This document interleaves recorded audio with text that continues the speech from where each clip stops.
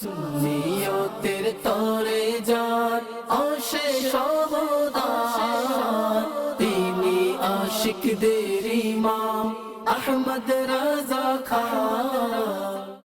আলহামদুলিল্লাহি রাব্বিল আলামিন ওয়াসসালাতু ওয়াসসালামু আলা সাইয়্যিদিল মুরসালিন। আম্মা বা'দ ফাআউযু বিল্লাহি মিনাশ শাইতানির রাজীম। বিসমিল্লাহির রহমানির রহিম। আসসালাতু ওয়াসসালামু আলাইকা ইয়া রাসূলুল্লাহ ওয়া আলা আলিকা ওয়া আসহাবিকা ইয়া হাবিবাল্লাহ। আসসালাতু ওয়াসসালামু আলাইকা ইয়া নাবিয়াল্লাহ ওয়া আলা আলিকা ওয়া আসহাবিকা ইয়া নূরাল্লাহ। মাদানী চ্যানেলের দর্শক শ্রোতা, আপনাদের মাঝে নিয়ে এসেছি নতুন এক অনুষ্ঠান, যার নাম হলো আলা হযরত রহমতুল্লাহি তাআলা আলাই ও উম্মতের সংশোধন। এই অনুষ্ঠানের মাধ্যমে ইনশাআল্লাহ আমরা জানতে পারব আলা হযরত রহমতুল্লাহি তাআলা আলাই উম্মতে মুহাম্মাদের সংশোধনের জন্য কি কি পদক্ষেপ গ্রহণ করেছেন এবং তার অবদান কোন পর্যায়ে ছিল। এই বিষয়গুলো আমরা ধারাবাহিকভাবে জানতে পারবো ইনশাআল্লাহ আজ্জা ওয়া জাল্লা। আলোচনার দিকে অগ্রসর হওয়ার পূর্বে আসুন নবী করিম রউফুর রহিম সাল্লাল্লাহু তাআলা আলাইহি ওয়া সাল্লামের প্রতি দুরূদ ও সালাম পেশ করা ফজিলত সম্পর্কিত একটি হাদিস আমরা শ্রবণ করি। রাসূলুল্লাহ সাল্লাল্লাহু তাআলা আলাইহি ওয়া আলিহি ওয়া সাল্লাম ইরশাদ করেন, যে ব্যক্তি প্রতিদিন সকালে এবং সন্ধ্যায় আমার উপরে 10 বার দরুদ শরীফ পাঠ করবে, কিয়ামতের দিন তার জন্য আমার সুপারিশ ওয়াজিব হয়ে যাবে। সাল্লু আলাল হাবিব সাল্লাল্লাহু তাআলা আলা মুহাম্মদ সাল্লাল্লাহু আলাইহি ওয়াসাল্লাম। মাদানী চ্যানেল দর্শক শ্রোতা, আজকের আমাদের আলোচনার বিষয় অত্যন্ত গুরুত্বপূর্ণ এবং নিজের জীবনে বাস্তবায়ন করার মতো। আজকের আলোচনার বিষয় হলো আলা হযরত রহমতুল্লাহি তাআলা আলাই ও ইশকে রসুল। অর্থাৎ আলা হযরত রহমতুল্লাহি তাআলা আলাই মানুষকে শিখিয়েছেন, উম্মতে মুহাম্মাদিকে এই শিক্ষা দিয়েছেন একজন উম্মত হিসেবে রাসূলুল্লাহ সাল্লাল্লাহু আলাইহি ওয়া সাল্লামকে কোন পর্যায়ের ভালোবাসা উচিত এবং কোরআন ও হাদিসের আলোকে যেভাবে রাসূলুল্লাহ সাল্লাল্লাহু আলাইহি ওয়া সাল্লামকে ভালোবাসা একজন উম্মতের জন্য কর্তব্য, সেগুলোর বাস্তব রূপ আমাদেরকে আলা হযরত রহমতুল্লাহি তাআলা আলাই শিখিয়েছেন এবং আমাদেরকে দুনিয়া বিমুখ করে সফলতার পথ দেখিয়ে একমাত্র রাসূলুল্লাহ সাল্লাল্লাহু আলাইহি ইসলামকে সর্বাধিক ভালোবেসে আল্লাহ তাআলাকে রাজি করার উপায়গুলো শিখিয়েছেন। আলহামদুলিল্লাহ, এই বিষয় নিয়ে আজকে আলোচনা চলবে ইনশাআল্লাহ আজ্জা ওয়া জাল। শুরু করছি আলা হযরত রহমতুল্লাহি তাআলা আলাইহির একটি জীবনের ঘটনা নিয়ে, যেই ঘটনা শিখিয়ে দেয় যে আলা হযরত কেমন আশিকে রসুল ছিলেন আর এই ঘটনা থেকে আমাদের জন্য কীরূপ শিক্ষা রয়েছে তা আমরা এখান থেকে গ্রহণ করব। আলা হযরত রহমতুল্লাহি তাআলা আলাইহি যখন দ্বিতীয়বার হজের উদ্দেশ্যে রওনা হলেন, যাওয়ার পরে নবী করিম সাল্লাল্লাহু তাআলা আলাইহি ওয়া সাল্লামের দরবারে দাঁড়িয়ে সালাতু সালাম আরজ করছিলেন, এই আশায় যাতে রাসূলুল্লাহ সাল্লাল্লাহু আলাইহি ইসলামের জিয়ারত দ্বারা ধন্য হতে পারেন। এই আকাঙ্ক্ষা নিয়ে তিনি নবী করিম সাল্লাল্লাহু আলাইহি ইসলামের প্রতি দুরূদ ও সালাম পেশ করছিলেন। এভাবে একদিন অতিবাহিত হয়ে গেল তথা প্রথম রাত অতিবাহিত হয়ে গেল, কিন্তু আলা হযরত রহমতুল্লাহি তাআলা আলাইহি নবী করিম সাল্লাল্লাহু আলাইহি ইসলামের জিয়ারত লাভ করার সৌভাগ্য অর্জন করলেন না। তখন আলা হযরত রহমতুল্লাহি তাআলা আলাইহি তার জগৎ বিখ্যাত সে নাতের প্রথম লাইন লিখলেন, যা এইভাবে রয়েছে, ও সুয়ে লালা জার ফিরতে হ্যাঁ তেরে দিন এ বাহার ফিরতে হ্যাঁ। এই লাইন লেখার পরে আলা হযরত রহমতুল্লাহি তাআলা আলাইহি এভাবেই চলতে রইলেন। তারপরে আলা হযরত রহমতুল্লাহি তাআলা আলাইহি যখন একেবারে শেষ লাইনে পৌঁছে গেলেন এই নাতিয়া কালামের, তখন আলা হযরত রহমতুল্লাহি তাআলা আলাইহি একেবারে বিনয়ী ভাব প্রকাশ করতে গিয়ে বলতে লাগলেন, कोई क्यों पूछे तेरी बात रज़ा तुझसे शायदा हज़ार फिरते हैं। আলা হযরত রাহমাতুল্লাহি তাআলা আলাইহি নিজের যখন এটি লিখেছিলেন সেখানে শায়দা এর স্থানে কুকুর ছিল, তো এখানে আদবের কথা খেয়াল রেখে শায়দা লেখা হয়েছে তথা আশিক। এই পংক্তিটি যদি আমরা একটু ভালোভাবে বোঝার চেষ্টা করি তাহলেই বুঝে আসবে আলা হযরত রাহমাতুল্লাহি তাআলা আলাইহি কেমন আবেগ ও ভালোবাসা নিয়ে রাসূলুল্লাহ সাল্লাল্লাহু আলাইহি ইসলামের দিদারের জন্য অপেক্ষমান ছিলেন। আলা হযরত রাহমাতুল্লাহি তাআলা আলাইহি এখানে একেবারে নিজের বিনয়ী ভাব প্রকাশ করে বললেন যে হে রেজা, তোমাকে কে জিজ্ঞেস করবে বা তোমার বিষয়ে কে জিজ্ঞেস করবে? এখানে তো তোমার মতো অনেক আশিকে রসুল এই গলির মধ্যে তো অনেকেই ঘোরাফেরা করছে।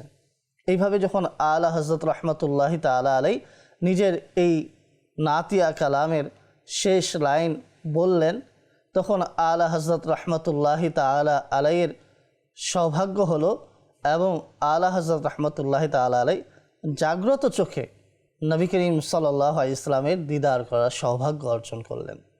মাদানী চ্যানেলের দর্শক শ্রোতা, যদি কেউ প্রকৃতপক্ষে নবী করিম সাল্লাল্লাহু আলাইহি ইসলামকে ভালোবাসতে পারে, আলা হযরত যেই ভালোবাসার উপমা আমাদেরকে দেখালেন, আলা হযরত রাহমাতুল্লাহি তাআলা আলাইহি ভালোবাসার যে বাস্তব চিত্র আমাদের সামনে তুলে ধরলেন, এটা আমাদেরকে শিক্ষা দেয় আসলে কোনো ব্যক্তি যদি নবী করিম সাল্লাল্লাহু আলাইহি ইসলামের প্রকৃত আশিক হয় তবে তার প্রচেষ্টা অব্যাহত থাকলে নবী করিম সাল্লাল্লাহু আলাইহি ইসলামের দিদার লাভ করা তার জন্য অনেক সহজ।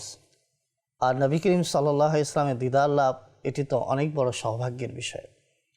আলা হযরত রাহমাতুল্লাহি তাআলা আলাইহি আমাদেরকে আল্লাহ তাআলার বাণী এবং রাসূলুল্লাহ সাল্লাল্লাহু আলাইহি ইসলামের বাণীর উপরে আমল করার বাস্তব চিত্র দেখিয়েছেন।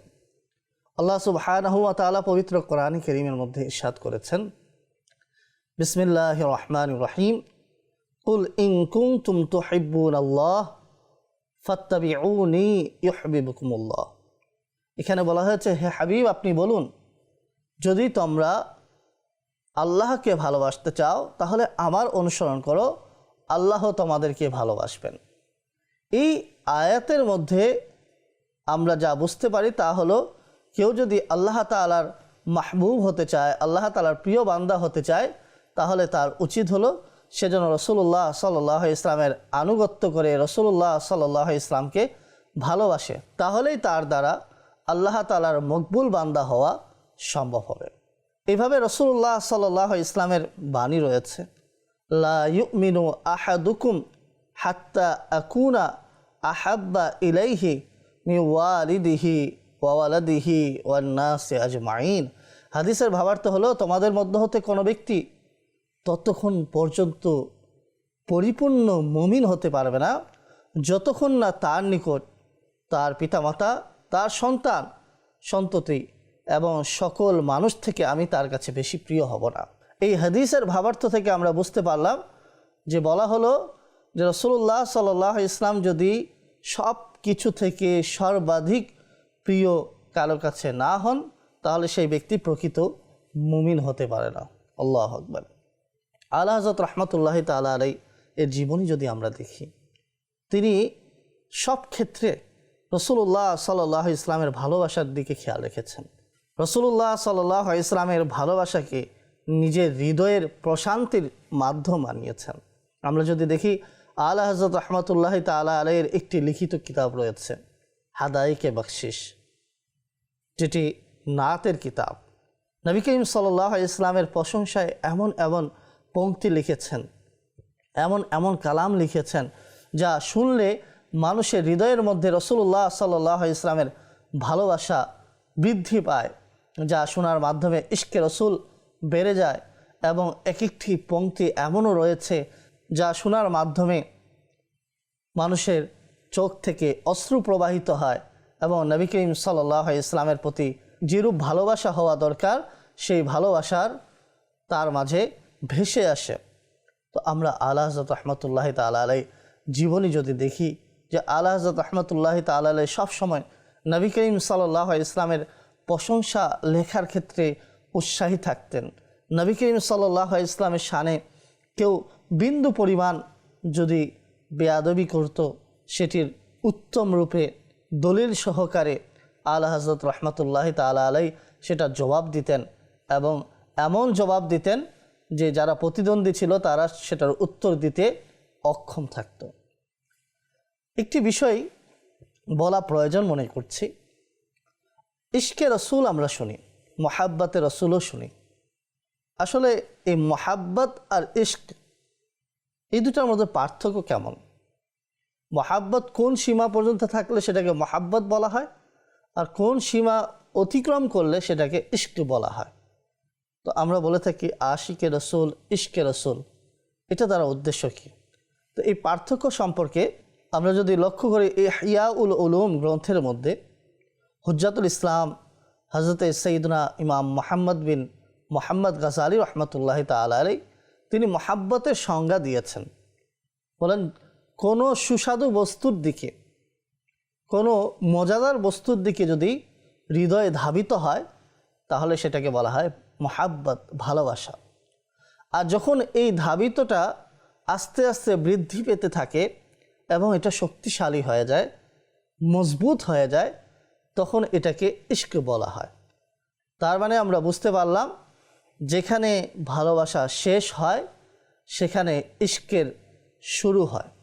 আলা হযরত রহমতুল্লাহি তাআলা আলাইহি নবী করিম সাল্লাল্লাহু আলাইহি ইসলামকে তো ভালোবাসতেনই, কিন্তু এই ভালোবাসার মধ্যে সীমাবদ্ধ ছিল না, বরং এই ভালোবাসা ইশকের মধ্যে পরিণত হয়েছে। এই জন্য তাকে আশিকে রসুলদের ইমাম বলা হয়, কেননা তিনি উম্মতে মুসলিমাকে, নবী করিম সাল্লাল্লাহু আলাইহি ইসলামকে কেমন ভালোবাসতে হবে সেই শিক্ষাটি প্রদান করেছেন, আর সেদিকে মানুষকে উৎসাহী করেছেন এবং মানুষকে দুনিয়া বিমুখ করে উম্মতকে সংশোধন করার লক্ষ্যে রাসূলুল্লাহ সাল্লাল্লাহু আলাইহি ইসলামের ভালোবাসা মানুষের হৃদয়ের মধ্যে জাগ্রত করেছেন। কেননা যে ব্যক্তি হৃদয়ের মধ্যে রাসূলুল্লাহ সাল্লাল্লাহু আলাইহি ইসলামের ভালোবাসা থাকবে, সে গুনাহ থেকে বাঁচতে পারবে, সে নিজের বদ স্বভাব থেকে সংশোধিত হওয়ার সৌভাগ্য অর্জন করবে। আর সেদিকেই আলা হযরত রহমতুল্লাহি তাআলা আলাইহি আমাদেরকে উৎসাহিত করেছেন, আমাদেরকে সেদিকেই আহ্বান করেছেন। শুধু বলেছেন এমন নয়, বাস্তব জীবনে প্র্যাকটিক্যাল করিয়ে শিক্ষা দিয়ে গেছেন যে আশিকে রসুল যদি হতে চাও এভাবে চলো, ইশকে রসুল যদি তোমার হৃদয়ে রাখতে চাও তাহলে এভাবে রাখো। আলা হযরত রহমতুল্লাহি তাআলা আলাইহি আমাদের জন্য উজ্জ্বল দলিল এবং আমাদের জন্য উজ্জ্বল উপমা। আলা হযরত রহমতুল্লাহি তাআলা আলাইহি আমাদেরকে এইভাবেই শিক্ষা দিলেন ইশকে রসুলের। আমরা যদি আলা হযরতের জীবন দেখি, যে আলা হযরত রহমতুল্লাহি তাআলা আলাইহি আল্লাহ তাআলা এবং তার রসুলের অনুসরণ তো করতেন, করার পাশাপাশি সেই অনুসরণের মধ্যে আলা হযরত রহমতুল্লাহি তাআলা আলাইহি অনেক মজবুত ছিলেন। কারণ আমরা একটু আগেই শুনেছি মোহাব্বত আর ইশকের পার্থক্য।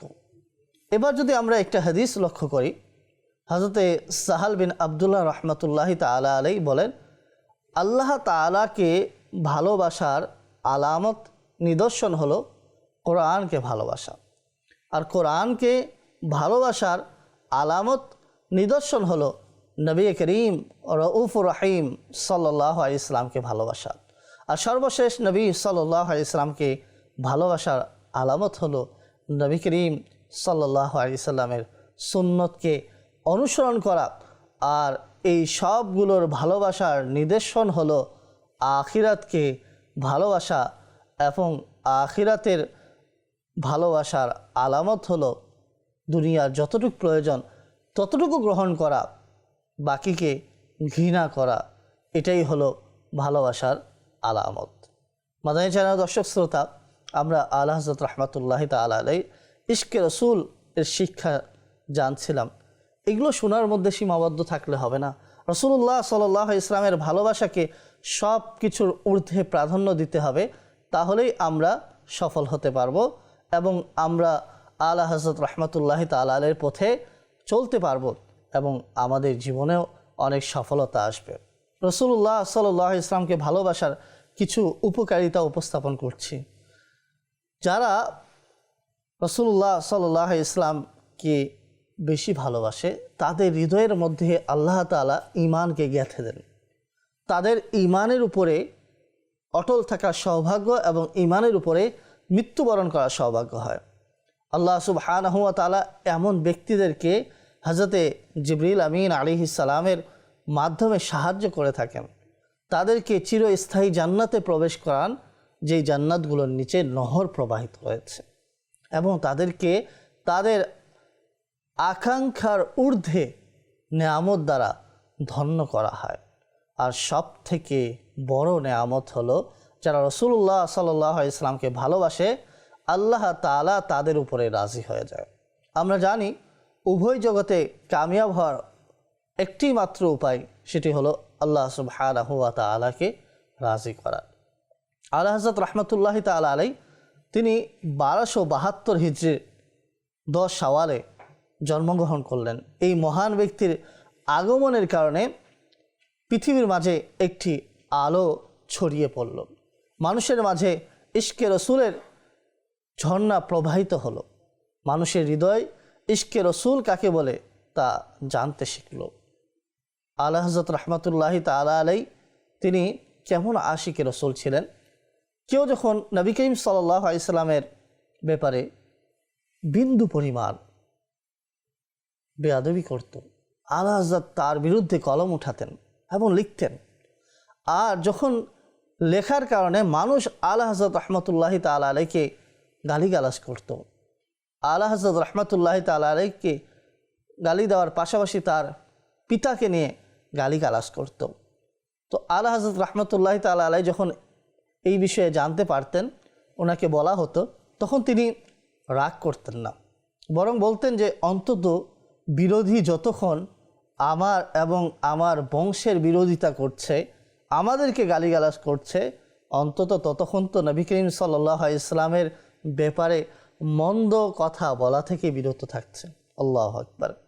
অর্থাৎ একজন নবী সাল্লাল্লাহু আলাইহি ওয়াসাল্লামের শানে বেয়াদবি যে করছে, সে আলা হযরতকে গালিগালাজে লিপ্ত হওয়ার কারণে আলা হযরত খুশি হচ্ছেন যে অন্তত এই সময়টুকু তো সে নবী করিম সাল্লাল্লাহু আলাইহি ওয়াসাল্লামের শানে বেয়াদবি করা থেকে বিরত থাকার সৌভাগ্য অর্জন করছে। কেমন ছিলেন আশিক রসুল, কেমন শিক্ষা দিলেন আমাদেরকে। আমাদেরকেও এইভাবেই শিক্ষা গ্রহণ করে নিজের জীবনে বাস্তবায়ন করতে হবে। আর আলা হযরত নবী করিম সাল্লাল্লাহু আলাইহি ওয়াসাল্লামের পছন্দনীয় বস্তুকেও কেমন পছন্দ করতেন।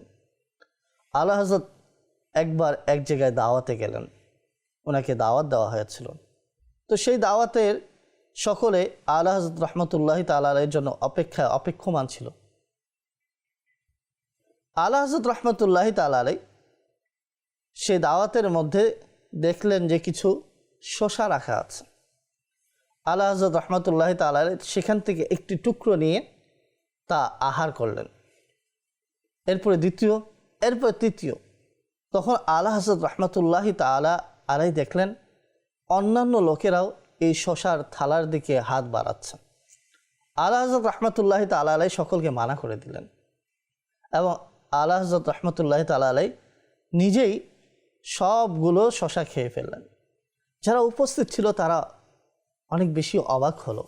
আলা হযরত তো অনেক কম পরিমাণে খাবার খেতেন, আজকে এত বেশি এই খাবার খাওয়ার পিছনে কী রহস্য আছে। যখন আলা হযরত রাহমাতুল্লাহি তাআলা আলাইহিকে জিজ্ঞেস করা হলো, আলা হযরত রাহমাতুল্লাহি তাআলা আলাইহি বললেন যে আমি যখন প্রথম শসার টুকরোটি আহার করলাম, আমার কাছে অনুভব হলো যে এর মাঝে কিছুটা তিক্ততা ভাব রয়েছে। অন্য কেউ যদি খেয়ে এটাকে সহ্য করতে না পারে, তবে সে থুতু নিক্ষেপ করবে বা এটাকে ফেলে দেবে। আর তিনি বলছেন যে শসা খাওয়া আমার নবী করিম সাল্লাল্লাহু আলাইহি ওয়াসাল্লামের সুন্নত, এই জন্য আমি এটা সহ্য করতে পারবো না যে কেউ এটাকে আহার করে নিক্ষেপ করে দিবে। তাই আলা হযরত রাহমাতুল্লাহি তাআলা আলাইহি নিজেই এটি আহার করলেন এবং অন্যদেরকে মত বিনিময় প্রকাশ করার বা সমালোচনা করার সুযোগ দিলেন না। কেমন আশিকে রসুল ছিলেন যে একটি সুন্নতকে আঁকড়ে ধরার জন্য আলা হযরত রাহমাতুল্লাহি তাআলা আলাইহি প্রমাণ করলেন যে নবী করিম সাল্লাল্লাহু আলাইহি ওয়াসাল্লামকে যেহেতু ভালোবাসি, তাহলে নবী করিম সাল্লাল্লাহু আলাইহি ওয়াসাল্লাম যা যা ভালোবাসেন প্রত্যেকটা বস্তুকে ভালোবাসা আবশ্যক। এটাই হলো নবী করিম সাল্লাল্লাহু আলাইহি ইসলামকে ভালোবাসার দাবি। আলা হযরত এর বাস্তব শিক্ষা আমাদেরকে দিলেন। আমাদের মাঝে অনেক সময় দেখা যায় যে আমরা দাবি করি যে আমি নবী করিম সাল্লাল্লাহু আলাইহি ইসলামের আশিক, কিন্তু আমাদের মাঝে নবী করিম সাল্লাল্লাহু আলাইহি ইসলামের যে ভালোবাসা থাকা দরকার, নবী করিম সাল্লাল্লাহু আলাইহি ইসলামের প্রিয় বস্তুর ভালোবাসা থাকা দরকার, সেটি থাকে না। আপনি আমি আমার জীবন চলার ক্ষেত্রে অনেক সময় অমুসলিমকে অনুসরণ করছি, আবার কখনো এমন ব্যক্তিকে অনুসরণ করছি যে প্রকাশ্যে গুনাহ করে, অথচ আমি দাবি করছি আমি রাসূলুল্লাহ সাল্লাল্লাহু আলাইহি ইসলামকে ভালোবাসি। যদি ভালোবাসি তাহলে রাসূলুল্লাহর আচরণ, রাসূলুল্লাহ সাল্লাল্লাহু আলাইহি ইসলামের পোশাক, রাসূলুল্লাহ সাল্লাল্লাহু আলাইহি ইসলামের আখলাক, সেটাকে কেন ধারণ করছি না? প্রকৃত আশিক তো সেই না যে রাসূলুল্লাহকে শুধু ভালোবাসবে এমনটি তো নয়, শুধু ভালোবাসার দাবি করবে এরূপ তো নয়, বরং রাসূলুল্লাহ সাল্লাল্লাহু আলাইহি ইসলামের সুন্নতকেও ভালোবাসবে, রাসূলুল্লাহ সাল্লাল্লাহু আলাইহি ইসলামের পছন্দনীয় বস্তুকে পছন্দ করবে। তাই তো আলা হযরত রাহমাতুল্লাহি তাআলা আলাইহি উম্মতকে শিক্ষা দিলেন। আলা হযরত রাহমাতুল্লাহি তাআলা আলাইহি কেমন আশিকে রাসূল ছিল তার একটি উপমা আপনাদের সামনে উপস্থাপন করছি। মালফুজাতে আলা হযরত কিতাবের মধ্যে রয়েছে, একবার আলা হযরত রাহমাতুল্লাহি তাআলা আলাইহির ভাতিজা মাওলানা হাসনাইন রাজা খান আলা হযরত রাহমাতুল্লাহি তাআলা আলাইহির কাছে ফতোয়া যারা চায়, তো তাদের পক্ষ থেকে কিছু প্রশ্ন শোনাচ্ছিলেন এবং উত্তর লিখছিলেন। তো একটি কার্ডের উপরে আল্লাহ লেখা ছিল। তখন আলা হযরত রাহমাতুল্লাহি তাআলা আলাইহি বললেন যে স্মরণ রাখো, আমি কখনো তিনটি জিনিস কার্ডের মধ্যে লিখি না। একটি হলো ইসমে জালালাত তথা আল্লাহ তাআলার নাম আল্লাহ এবং মুহাম্মদ আর আহমদ, আর আমি কোনো কার্ডের মধ্যে কোনো আয়াত লিখি না। অর্থাৎ যদি রাসূলুল্লাহ সাল্লাল্লাহু আলাইহি ইসলামের নাম লেখার ইচ্ছে থাকে তখন লিখে দিই হুজুর আকদাস সাল্লাল্লাহু আলাইহি ওয়াসাল্লাম। অনুভাবে ইসমে জালালাত যদি লেখার ইচ্ছে থাকে তখন লেখা হয় মাওলা তাআলা ইত্যাদি। তো আলা হযরত রাহমাতুল্লাহি তাআলা আলাইহি এখানে আমাদেরকে শিক্ষা দিলেন যে নাম লেখার ক্ষেত্রে কার্ড, যেহেতু কার্ড বিভিন্ন জায়গায় মানুষ ফেলে দেয় বা সেটার প্রতি তেমন একটা গুরুত্ব থাকে না, এই জন্য আলা হযরত রাহমাতুল্লাহি তাআলা আলাইহি নাম লেখার ক্ষেত্রে অনেক সতর্ক থাকতেন। একবার হযরত মাওলানা সৈয়দ শাহ ইসমাইল হাসান মিয়া রহমতুল্লাহি তাআলা আলাইহি আলা হযরত রাহমাতুল্লাহি তাআলা আলাইহির কাছে একটা দুরুদ লেখালেন, যার মাঝে নবী করিম সাল্লাল্লাহু আলাইহি ইসলামের গুণবাচক শব্দ ছিল দুটি, একটি ছিল হুসাইন আর একটি ছিল জাহিদ। তো আলা হযরত রাহমাতুল্লাহি তাআলা আলাইহি দুরূদ শরীফটা লিখে দিলেন, তবে এই দুটি শব্দ লিখলেন না এবং বললেন লফজে হুসাইন, হুসাইন যে শব্দটি আছে এটার মধ্যে ছোট হওয়ার অর্থ পাওয়া যায়, আরবি গ্রামারে এটা তাসগীরের সিগা, এই জন্য আলা হযরত রাহমাতুল্লাহি তাআলা আলাইহি এটা লিখলেন না। আর জাহিদ তাকে বলা হয় যার কাছে কিছু ছিল না। তো আলা হযরত এমনটিও লিখলেন না। কেন?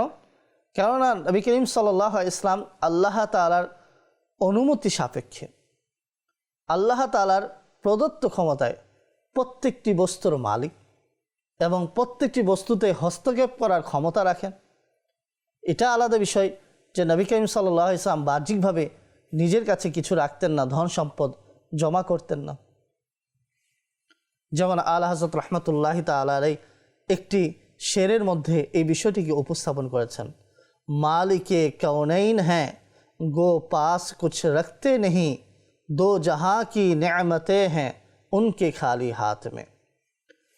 নবী করিম সাল্লাল্লাহু আলাইহি ইসলামের কাছে তো সব কিছুই ছিল, আল্লাহ সুবহানাহু ওয়া তাআলা সব কিছুর কুঞ্জি চাবি আল্লাহর রসুলকে দিয়েছেন, কিন্তু তারপরেও রাসূলুল্লাহ সাল্লাল্লাহু আলাইহি ইসলাম ধন সম্পদ নিজের কাছে একত্রিত করে রাখতেন না।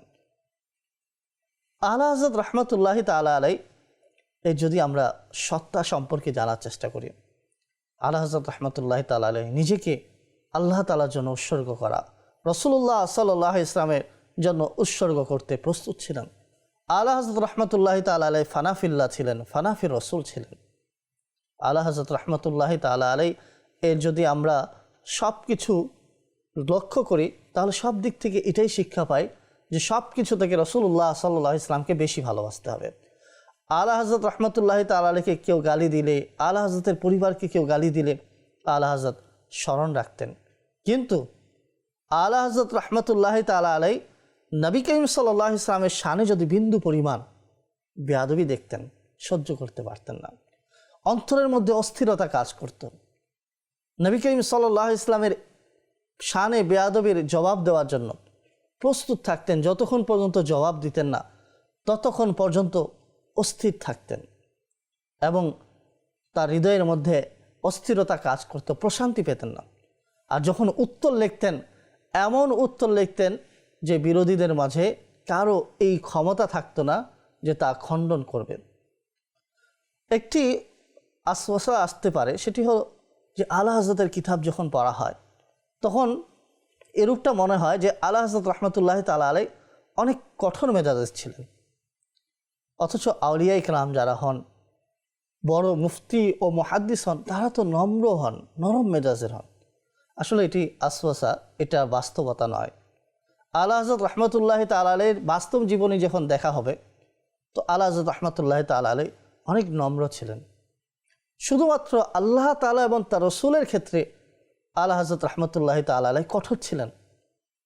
এটা তো সাহাবায়ে কেরামের গুণাবলী না, যে মুহাম্মাদুর রাসূলুল্লাহ, মুহাম্মদ সাল্লাল্লাহু আলাইহি ইসলাম আল্লাহ তাআলা রাসূল, আর মুহাম্মদ সাল্লাল্লাহু আলাইহি ইসলামের সাথে যারা রয়েছে তারা কি, যে তারা কাফেরদের প্রতি, অমুসলিমদের প্রতি কঠোর এবং নিজেদের মাঝে দয়ালু।